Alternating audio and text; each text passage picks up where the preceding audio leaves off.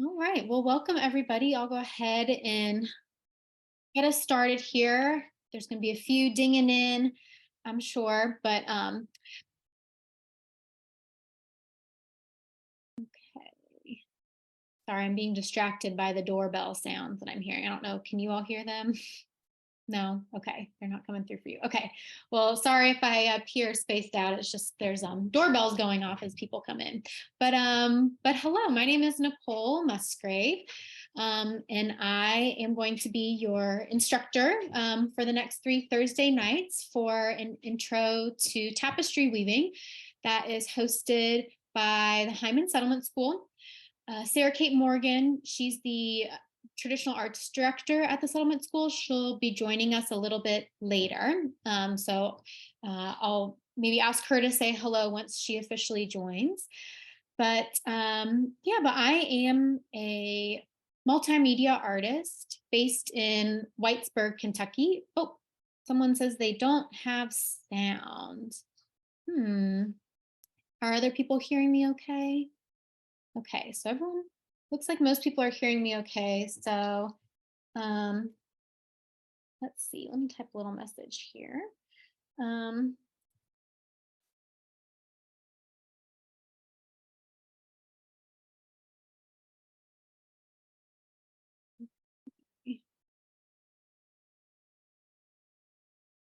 yeah, and this is my first time teaching virtually, so you'll have to bear with me as I, navigate the Zoom room from this side of things. I've taken online classes, but my first time teaching an online one.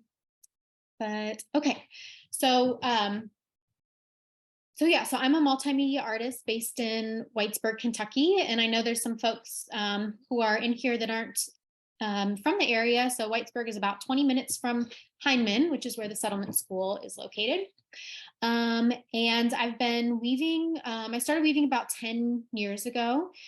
Started off on a big floor loom, and then after a few projects on that, moved into tapestry weaving, which is what we're going to be working on tonight. And and I've been teaching these intro to weaving classes for about 8 years now. And I don't, weaving currently isn't part of my art practice. So I kind of bop around currently between painting and knitting and quilting. But I love teaching weaving, and it's always fun to make something in class with folks. So so that's a little bit about me. I guess a few little Zoom room housekeeping things. I encourage you to have your cameras on. It's no pressure, just encouragement, just because I think it's nice for us to sort of see who all is in the room. And if you want, you can type in the chat your name and where you're zooming in from, because there's folks from all around tonight. And if there's just anything else you want to say to the group about who you are. So you can do that as I talk here and get us all situated. But for Zoom etiquette, I think a lot of us are familiar with Zoom now, but for those that aren't on it too much, and just a reminder for those of us that are and forget things, it's nice to keep yourself muted if you're not speaking. And there's the little microphone. It looks like everyone is muted, so it looks like y'all got that down pat. But if you feel free at any point to interrupt me, I'm gonna try and keep my eye on the chat. There's a way for you to raise your hand also. It might be a little hard for me to spot that, so don't rely on that to get my attention. The best way is just to unmute and interrupt me, so don't be shy about that.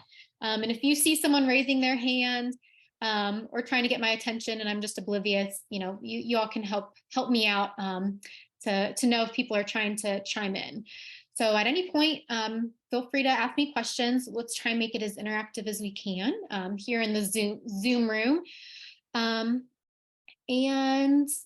here in a little bit, so I have my my working view here, and I'm going to spotlight that here in a little bit. So it should get large for everybody.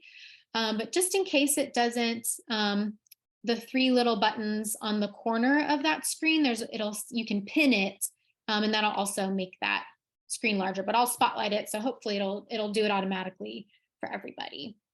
But yeah, questions about Zoom or anything, feel free to ask. And yeah, so we are going to be making a tapestry in this class. So we have 3 classes together. Tonight, we're going to focus on really just getting started. So we're going to talk about weaving kind of generally and a little bit about the tools we'll be using. And then I'm going to show us how to set up our loom and then get started with just a plain weave. And so we'll practice that and just try and make sure that everybody understands the technique of the plain weave. And then you all will have the next week to sort of practice that and test some things out as far as color combos and textures go. And then the following week, when we get back together, I'll go over some more advanced techniques. And advanced is like they're not that advanced. Don't fret by hearing the word advanced. They're just a little more extra than the plain weave. And then on the last class, Thursday, or the third Thursday, I'll demonstrate how to finish your tapestry. So how to take it off of the loom and finish it up. And so that's the plan, depending on how things go and the progress that people make.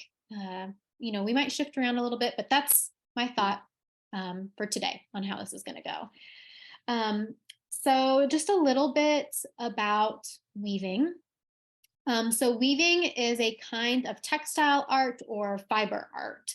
And so what we mean by textile art or fiber art is just any kind of medium that uses cloth or fabric or fiber. And so you can think of things like spinning yarn, knitting, crocheting, embroidery,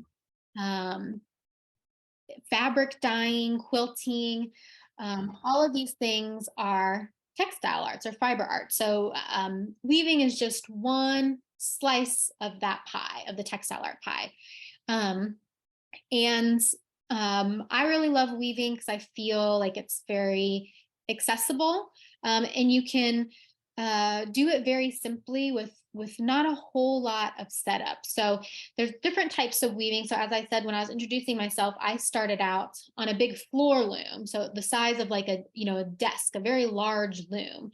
And then there's, from there, there's things as small as what we all have, these little cardboard looms, but there's, wooden frame looms, there's tabletop looms, there's all different kinds of looms. So we're going to just be using a really basic kind, which is our little cardboard loom. So what sets weaving apart from other kinds of textile arts is, one, the use of the loom. So the loom is the primary tool for a weaver. But weaving is basically, you're making a cloth, you're making fabric when you weave. So you're taking string, you're taking yarn, and you're making a cloth out of it. And to do that, it's basically 2 interlocking sets of thread are what create the cloth with weaving. So, you can weave fine fabric to make clothes out of. You can weave blankets, scarves, anything you can really imagine, you can weave. But we're going to be making more of a wall hanging tapestry, so less of a functional piece. It can be functional, so you might find that it's like you might want to make like a little mug rug, I think some people call them, like a little fabric coaster, or like you might find that you want to put it on a surface in some way. So we're going to be talking more about a decorative non-functional piece, but just know the same process, even on the same loom, you could make something functional. Like if you had a loom that was longer, it'd be a lot easier to make like a scarf, for instance, with this exact same process. So so that is a little bit about weaving in general. And I've got a few little examples here, and you probably saw some examples on like the sign up and stuff, but I'm going to go ahead and spotlight my little demo here. Okay, so hopefully my hands here are big on your screen.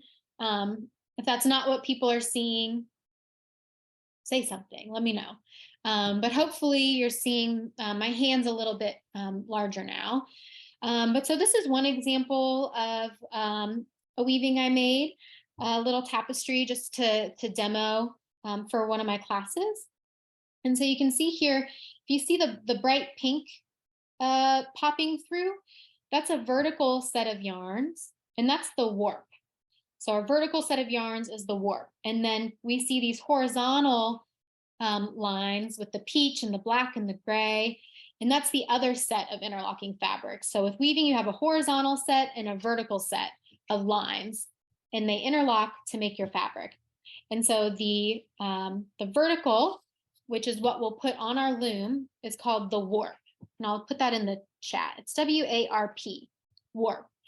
And then you put your warp on your loom, and then you weave in and out with your horizontal thread, your horizontal yarn, and then that is called the weft. So your warp and your weft. Those are sort of the two main vocab words for our class, warp and weft. And so to the cheesy and easy way to remember that is the weft goes weft to right. So the weft goes weft to right, it's the horizontal, and the warp is the vertical. And so we're going to start by, I'm going to demonstrate how to warp your loom. So warp is a noun, your warp threads, but it's also a verb. So we warp our loom, we put the warp on the loom.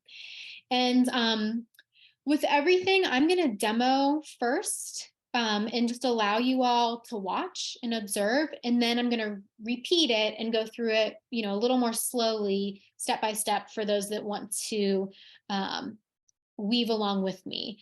And also, if this is your class, there's not a test at the end of this or anything. So if you just want to sit back and watch the whole time and then try some of these techniques out later on during the week, that's totally fine. That's definitely up to you. So just whatever you prefer is your learning method. But I am going to demo once for folks to observe, and then again for folks to sort of try along with me. And there'll be lots of time to practice together and bring up any questions or troubleshoot some things. So, so in your little kit that you should have gotten in the mail with your loom, you have a variety of different yarns. So there should be like keep forgetting that I have this little thing to show instead of just holding up to my camera on the computer. But there's these little yarns.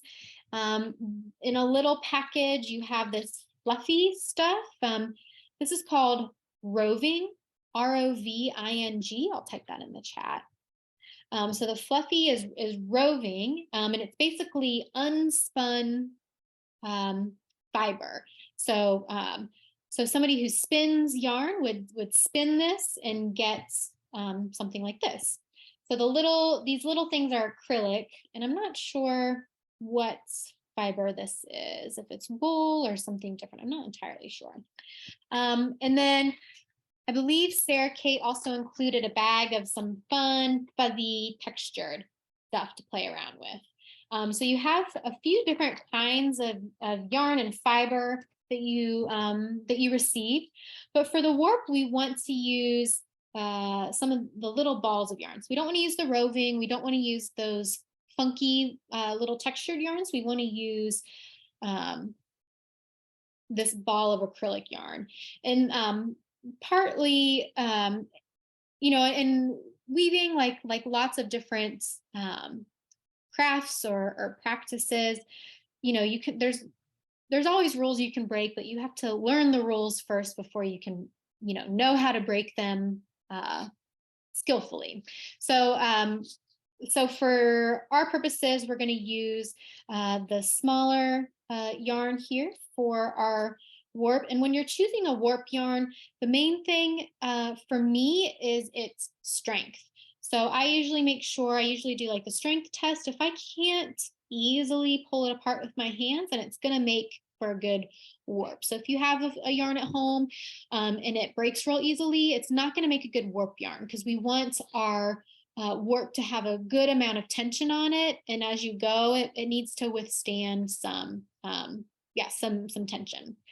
So I'm going to take the little wrapper off. Well, actually, I already decided I wanted to use this color. So when you're picking out your warp, you can think about color. So depending on the different techniques you use, here's two different examples. So on this one, on the fringe, we see the pink here. And so we know from this fringe that I used pink. This pink is my warp thread. But if you look at the weaving, in part because I used a lot of pink in the weft, but also because my warp was a little bit thinner, you don't see the pink coming through very strongly, especially like if you look up here in the orange, you don't really see that pink popping through. And here in this tan section, you don't really. And for most of it, the warp isn't really a prominent feature on this piece. Whereas in contrast, this one, we see the pink warp poke through quite a bit, especially down here at the bottom where I used a thicker weft, and on black here. So just something to keep in mind when you're picking out your warp, that the color that you choose could lead to some interesting effects in how it relates to your weft threads as you weave that up. So let's see. So I'm going to use this kind of cranberry red color. And so you'll want to have some tape for this. And so you can use, I just have some Scotch tape with me, but you could use any kind of tape. The main thing is that you just want the yarn to stick to the cardboard, and then for the tape to maybe peel off without like ripping the cardboard too severely. So I'm going to just tape one end of this yarn just in the middle of the loom and just make sure it's very secure. And there's different ways to warp. There's different ways to warp this loom, but I'm going to show you the way that I prefer for new weavers. So once you have it taped, you're going to, these little ridges up here, you're going to take the thread through each one and around the entire loom. And you're just going to go around and around. And while I'm doing this, I'm making sure to keep an even tension on my warp thread. So I don't want to let it slack in certain places and then pull really tight in others. I'm trying to be really even as I go. And so just to pause a second here, you'll see it's creating those vertical lines on the other side too, because I'm going around the entire loom. And you want to have it's a decent amount of tension. So you don't want it to be really slack. It doesn't have to be, you don't want it to be so tight that you couldn't pull the warp threads away from the cardboard, because otherwise you're not going to be able to get in and out of those warp threads to actually weave. So it's a little tricky to describe virtually the tension you want on it, but I'll show you here once I finish weaving this about what it's like. But I'm just going around and around all the way through. And then last one, I want to end to where I'm back on the same side as I taped the first side. This is going to be the back of my weaving where my tape is. So I'm going to trim, and I'm holding this tight to keep my tension. I don't want to let it go, because then it's going to disturb the tension of my warp thread. So keeping that same tautness, I'm going to lift these up a little bit so I can make room to tape down my end. and just making sure it's taped down really good. You can even do a couple pieces of tape just to make sure that it's really nice and tight. So when I turn this over, then this will be the front of my weaving, which I'm going to, build my tapestry on. So here's sort of like what my tension looks like. So I can pull it up. I don't know, it comes up what, like an inch or so from the loom and then snaps back. So, and each of my warp threads is pretty even. So if I look at this one on the edge, pull up one in the middle, and then one on the other edge, they're about the same. So you don't want to have them varied too much. So I'm going to demo again. Just so folks can see one more time, I'll use this other loom here in a different color.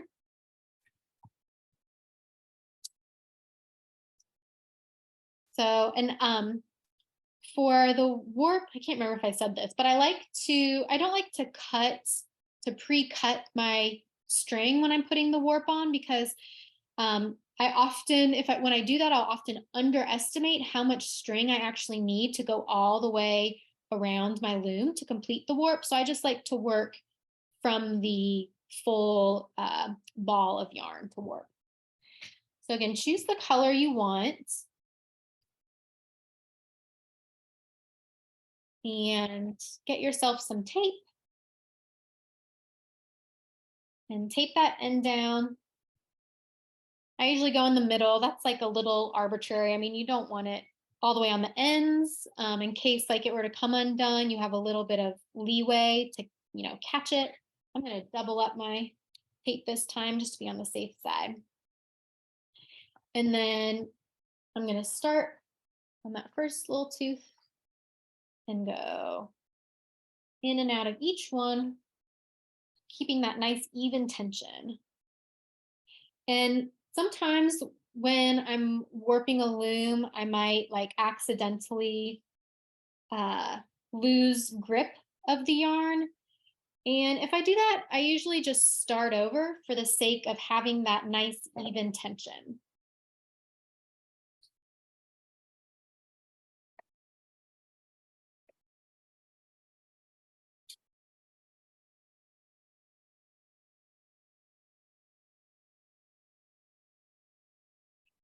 And so I mentioned that there's different ways to warp a loom, and in particular this loom. And this method does require more yarn since we're going all the way around the loom. But I think it makes it easier in the last steps of taking it off to have that extra yarn, just because it makes it easier to tie knots and do some of those finishing things. So finishing up my second warp here.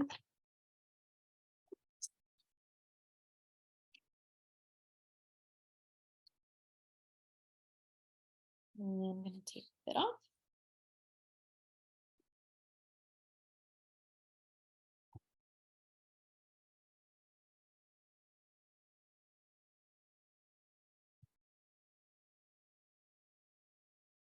Okay.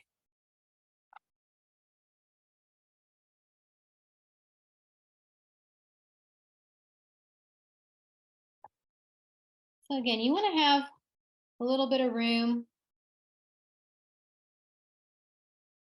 with that tension, but you don't want it to be real loose and saggy, I guess is the best word I can think of.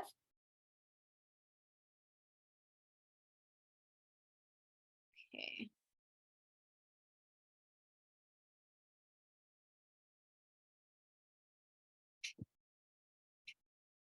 So how's the warping coming along? Let's see, I'm gonna unspotlight myself.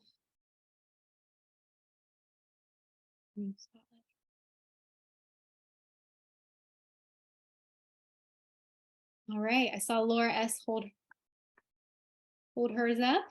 Nice. Okay, yes, a few more. Melissa, Jennifer, Colleen, Lauren. Hey, Lauren. Sheila. Hi, Sheila. All right, Valerie. Great. So folks are holding theirs up. All right. Experts already. Pros. All right. Well, if you've not totally finished warping, that's okay.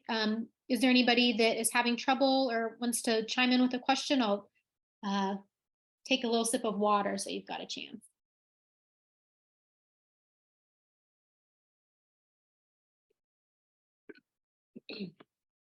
Okay. So once our loom is warped, then we can start weaving. So the other little tools that we'll need that are in, I think, the little mine were in the little plastic baggie with the fancy yarns. I'm going to re-spotlight myself here. So you have this plastic needle. This is the tapestry needle, this big needle, and then a comb. And there's also, I should have been either a dowel rod or a pencil. And it's good to, I'll show you what I do with that too. So again, I'm going to demo first. And so you can just watch and then we can all start together when I demo the second time around. So you can just watch for now if you want. Let's see, I'm drawn to this cranberry color. So I'm going to get it. And let's see. Okay. So I'm going to start off again. I'm just going to start off with the more plain yarn, not the roving and not the fancy yarn. And so when I go to weave and choose a color, unlike with the warp thread, I do like to pre-cut some yarn because this big ball of yarn becomes a little difficult for me to work with. So what I tell when I'm in the schools and working with K through 12 students, I usually tell them like about 3 arms length of yarn can be like a good approximation. And, you know, that's just, you know, arbitrary to some degree, but that's usually like enough yarn to do a few rows, but not too much that you're getting tangled up in what you're doing. So about 3 arms length. And then I'm going to use my tapestry needle here and thread the eye of the needle. So the hole of the needle there is the eye. And I don't typically make a knot around my needle. I usually just have a long tail that I use, but you can if you want. As you get weaving, if your needle keeps coming off, you can tie a knot around the needle there. And I'm going to take my pencil here and slide it underneath all of the warp threads. And this just gets the warp threads up off of the loom enough to make it a little easier to get my needle and my fingers in and out of. And so when I weave, I typically weave from the bottom up.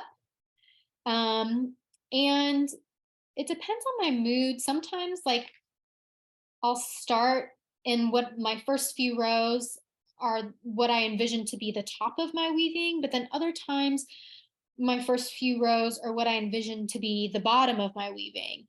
And then sometimes I think it's gonna, you know, one end's gonna be the top, and then like I am done and decide I want the other end to be the top.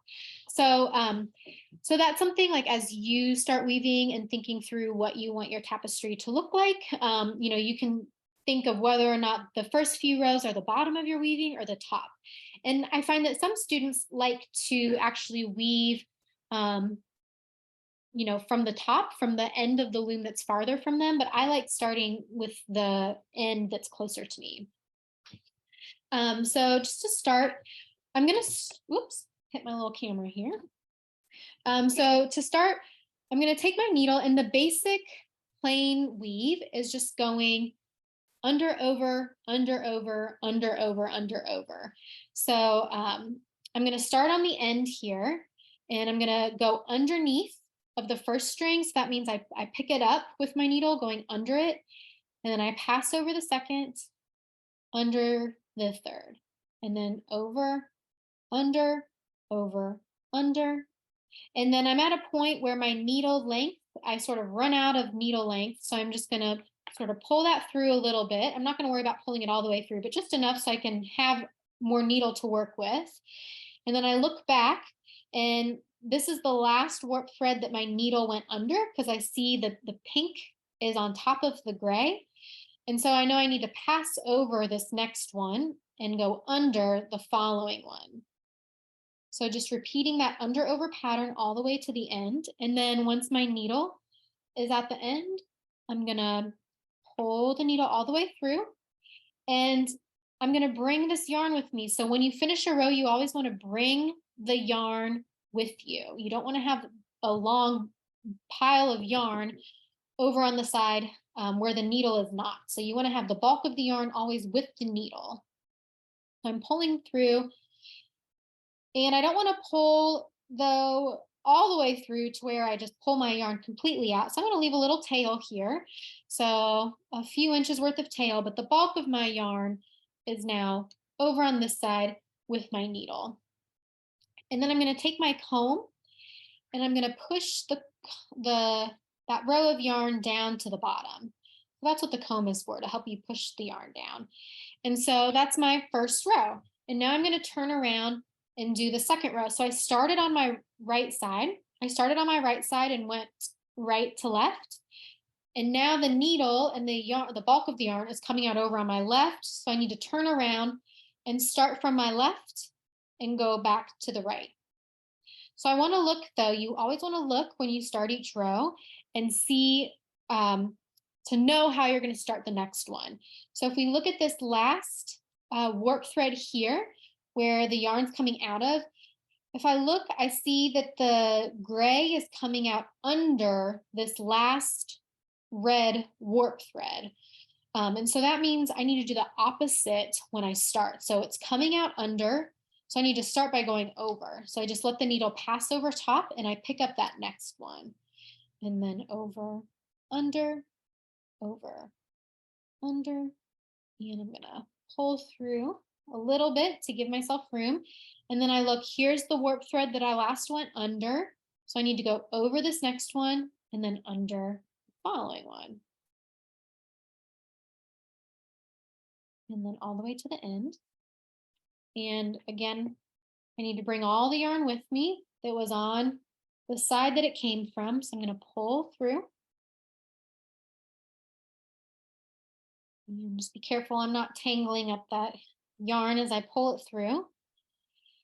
And then as you pull through your yarn, so you want to be careful to not pull too tight. So that is often what happens when you first start weaving, is you pull really tight.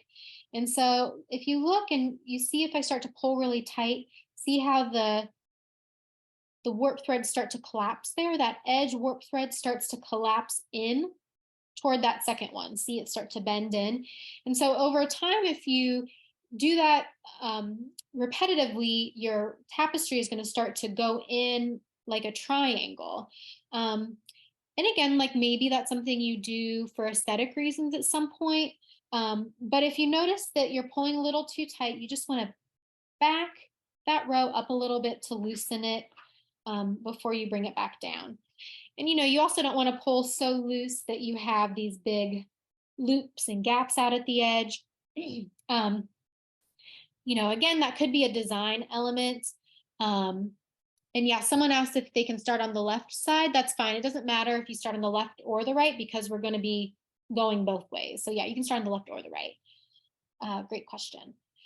But yeah, so you could have these little loops as a design element, but it could affect the structural integrity of your piece. So it's good to just nuzzle it up to that warp thread, leave like a little bit of a gap. So I usually leave just like the littlest bit of space where you can kind of peer through and see the cardboard. If you can see that okay. And then because as you weave your rows and as you press the rows down, there is sort of a natural tapering in that will happen. But you just want to be aware that it's not like a major thing. And probably, my first tapestry weaving, I'll bring it in next time to show you. And it definitely does that tapering in. It's just something that is a little tricky to figure out when you're first starting, just because you're thinking about so many things. But so, and then I'm just going to keep going. So I have my gray coming out over this last one. And so I'm going to start by doing the opposite, going under. So over, under, over, under, over, under, and then just keep on going. And so I'm just going to weave up some rows here and give you all some time to try your first rows. And as you're doing these first rows, if something goes awry, just holler and we can troubleshoot, because if you have a question, I'm sure there's somebody else that has the same question.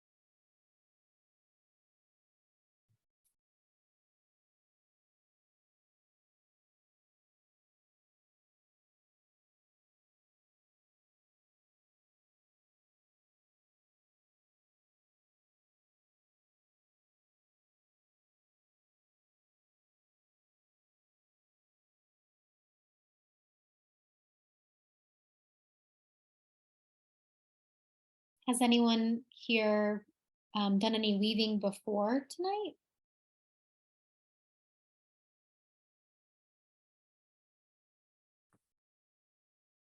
Only this kind of thing, but not my mother was a proper weaver. We've only done the sewing part. We've only done the sewing. Oh, okay. We're friends of Sarah Kate's. Oh, okay. Yeah, good to see you. Good to see you too, Nicole. We're getting caught up. Good. Perfect. Anyone else done any weaving or have family or community members that have done some weaving? I've done some weaving. Hi, Nicole. This is Fran. I did years ago in a yarn class at a yarn store. I did a really tiny weaving on a tiny loom. It was so small that you could get your needle all the way through each pass. Oh, yeah, that's awesome.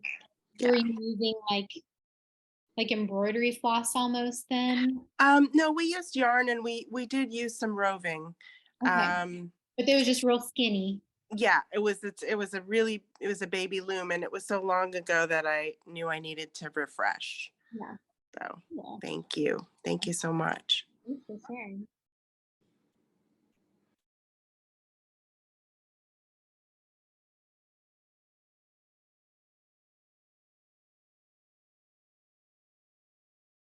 Okay, I'm going to,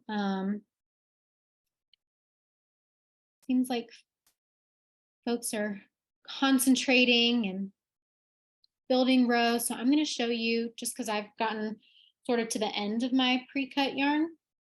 So I'm going to show you what you would do either when you run out of yarn or you're ready to change colors. So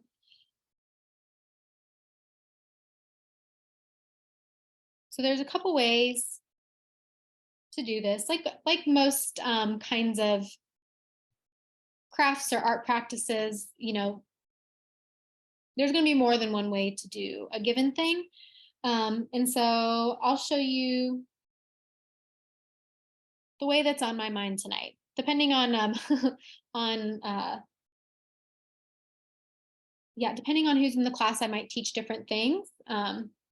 But I think tonight I'm going to show this method. So when you're to the end, you want to be sure. So one important thing is you want to try not to have all of your ends at the edges.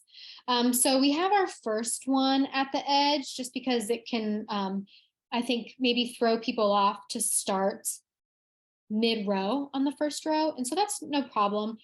But it's good practice as you build up your tapestry to not have all of your ends just at the edges, because it makes it can make it so that your end product is a little less stable. And when I mean less stable, I mean like likely to come undone and unwoven. So I like to have all of my edges or all of my ends sort of in the middle of my warp somewhere. So, so I did my last row is my last full row with this gray. So I need to weave this end back in a little ways so that it's in the middle. And so again, I look and I see that I came out underneath this last warp thread. So I'm going to start by going over and do that over under pattern.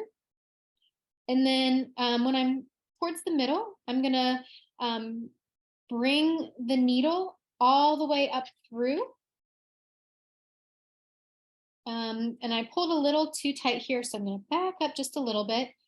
And then I'm going to take my needle away and push down. So when I brought my needle all the way up through, so now my end is sort of up in my weaving, that I'm up in the side that's facing me. But I like the side that's facing me to be the actual face of the tapestry. So I'm just going to put this end behind the warp threads so that it's out of my way and just sort of hanging out back there while I finish my weaving. So I'm just going to pick up these warp threads so I can maneuver my fingers to grab that end and just put it behind and sort of down and out of the way. So you might see, so if you see here, I have the little end is poking out of the end, but it's not actually coming out of the warp threads at the edge. So you just sort of ignore that as you weave, but I have now a partial row where I wove back halfway through. And so to add my new color, I'm going to come in where I left off with that gray. So one of the things that makes a skillful weaver, and I think this is true for any kind of textile art I've ever done, you have to know how to read your weaving or your knitting or whatever it is you're doing. To know, you have to be able to read and see what you did to know how to go forward, and to troubleshoot. So part of being a good weaver is learning to read. So I got a new color here. I got this blue color that I'm going to feed in. So I'm going to read my weaving here and see where I need to start in with this blue. So, so if I look here, I see that this is the last warp thread that I went over, and then I went under this one, and then it went under all the rest and sort of out of the picture. So here's the last one it went over, and I want to bring in not right where it left off. I want to kind of backtrack a little bit, again, just to make my weaving a little bit stronger. And I want to go in the same direction as I was going with the gray. So I was on the left side going right. So I'm going to do the same thing. I'm going to start left to right. So let's see. So this is the last one. It went under and then over and then under. So I'm going to pick up the warp thread before the last one I went over. So I'm going under this and over the same one that the gray went under the last time. And I'm going to keep then going under, over, under, over. And so I'm sort of repeating a little bit what I did with the gray so that I maintain the same pattern and direction and everything that the gray was doing when I left off with it.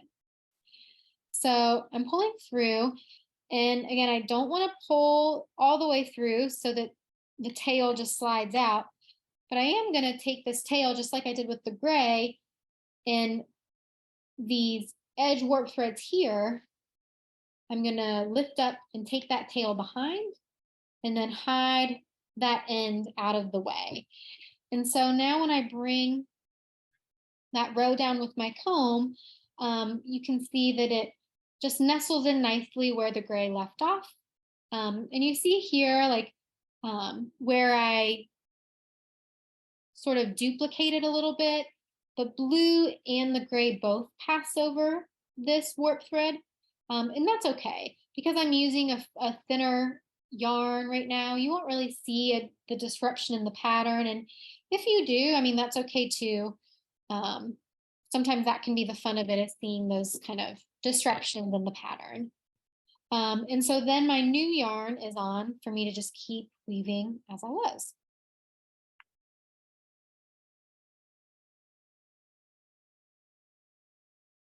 And I'll show that again here. I'll give people a little bit of time to try it, and then I'll show you all again here in just a moment.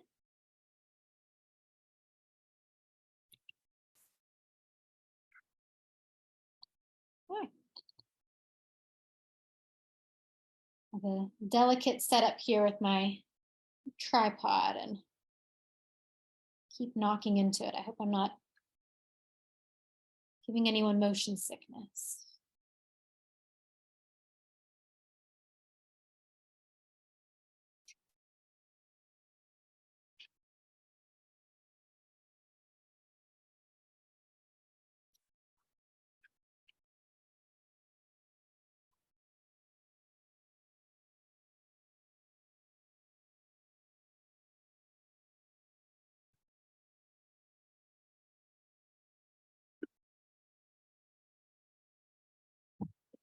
Okay, so I'm going to demo that one more time. And I can demo it as many times as needed, but here I go for another. So let's say I'm finished with the blue. I just wanted to add a few rows of blue, and I want to switch back to the gray. So I don't just want to cut here and be done. I want to weave back in to the middle. So I'm going to start a new row.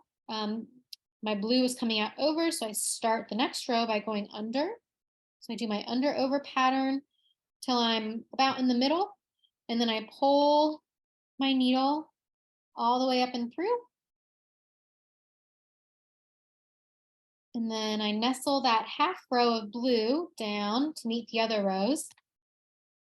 And instead of picking up all of those rows of warp with my hand, I've still got my needle attached. So I'm just going to slide my needle all the way under all of those warp threads. And then that'll help me bring the end of the yarn through. And so now I can trim here. And sort of get that end out of my way. And so now I want to come back in with my new color. I'm going to grab a little bit of this gray here.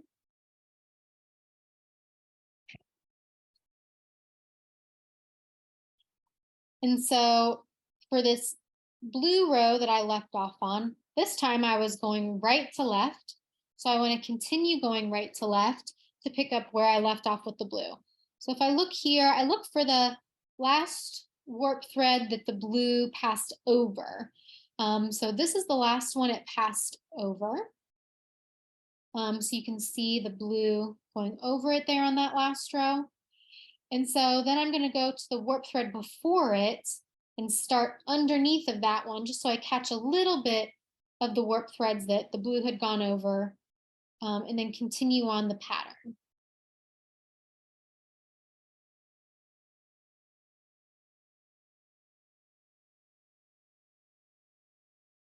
And so then pulling that through, and then the yarn, I'm going to pick up my warp threads and take that tail to the back again to get it out of the way.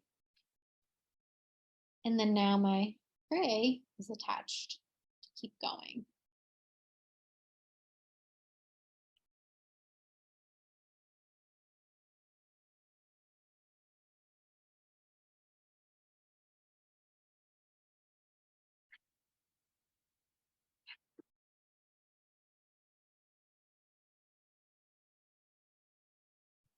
Someone asked, can you carry the previous color up the side?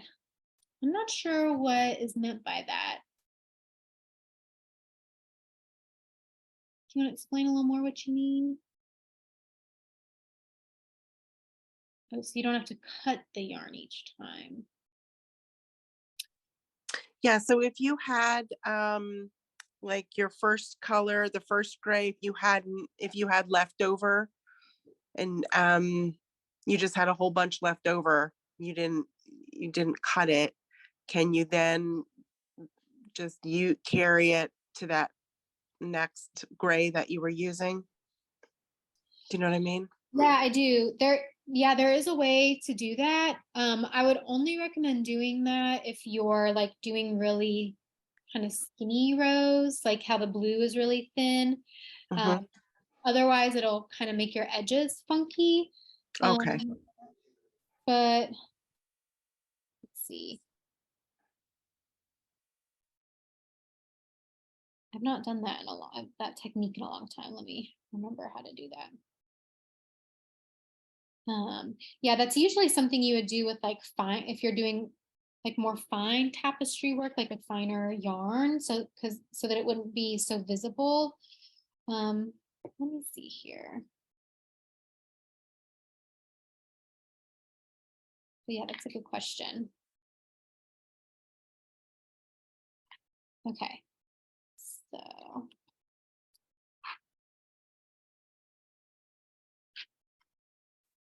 it's like you basically, it can be, if I remember right, it's like it's slightly tricky because you're trying to like get the yarn caught in the little like loops here on the edges. So let's see. So if I just brought in this blue.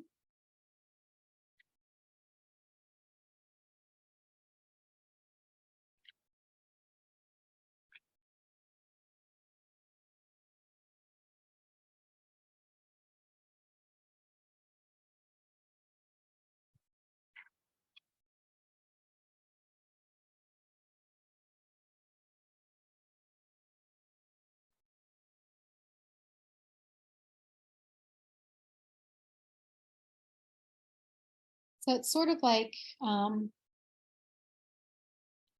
it's like as you're finishing the next row of blue, you have to kind of slide that extra gray into that loop so that it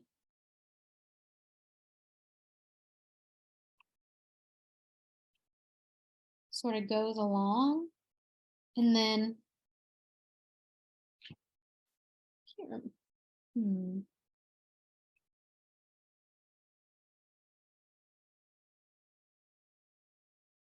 I might have to revisit this next week. I'm forgetting there's like a little trick that I'm forgetting because it's starting to kind of mess up and not do what I'm trying to get it to do. Let's see, when if I try this? Okay. Okay, the blue going the wrong way. So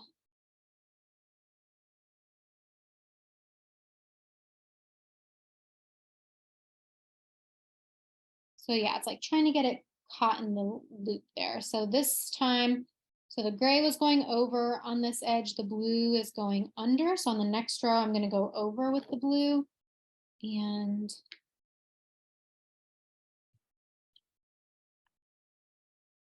oops, you don't want to pull too tight, but then that sort of captures the gray. And so then I think that if I were to come back,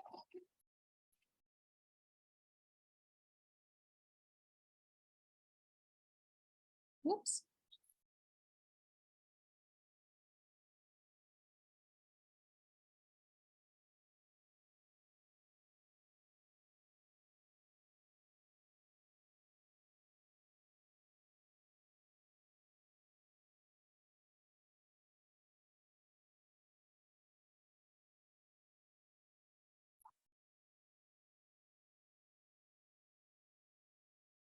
Move off and then pick up my gray.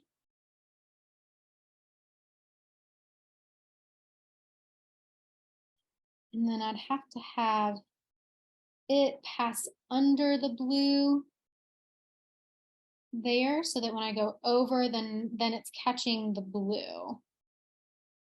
I think then that does that. Yeah.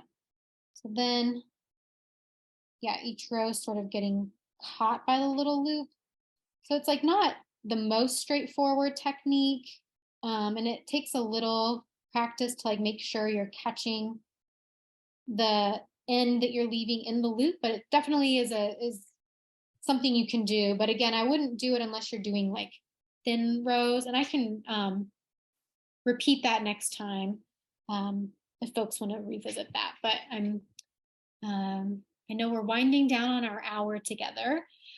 So before we officially hit 8 o'clock, are people having any questions currently about just the basics of the plain weave and switching colors?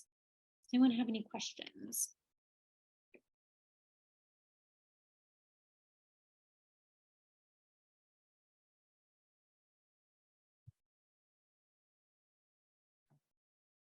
Hey, so how often do you teach this one?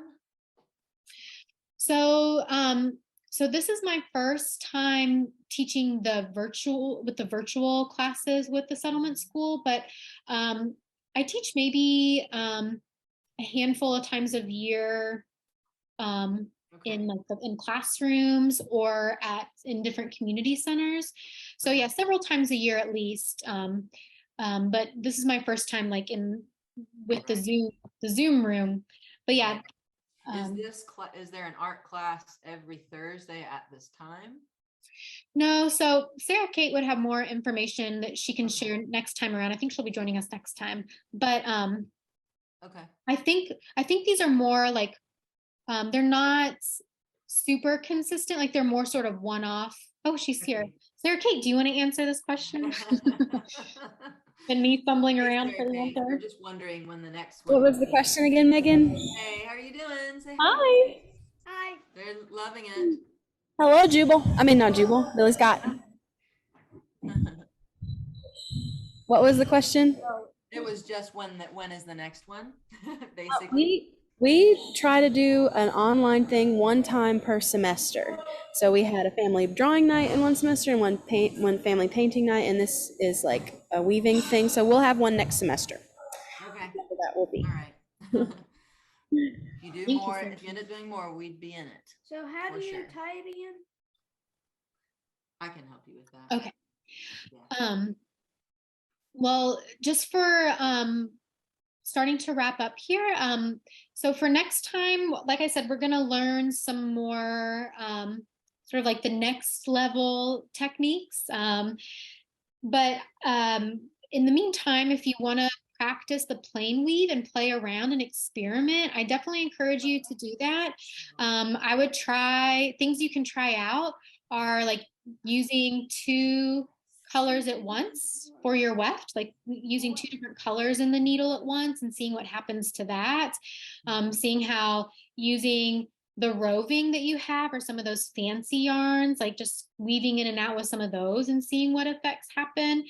So just let the next week, if you're wanting to weave in between class time, just let it be sort of your experiment time and see what you can learn and share with us next time. And then we'll meet up again in a week. And if you have questions, you should all have my email CC'd on the emails that Sarah Kate sent out. So definitely let me know if you have questions, but I'm excited to get back to it next week. Thank you very much. I enjoyed it. Thank you. The boys Thank you loved all. it. Good. Well, I look forward to seeing y'all next time. Already over. Thank you. Bye. Bye, y'all. Now is an hour. Thank you. It Is was there an a certain amount of progress we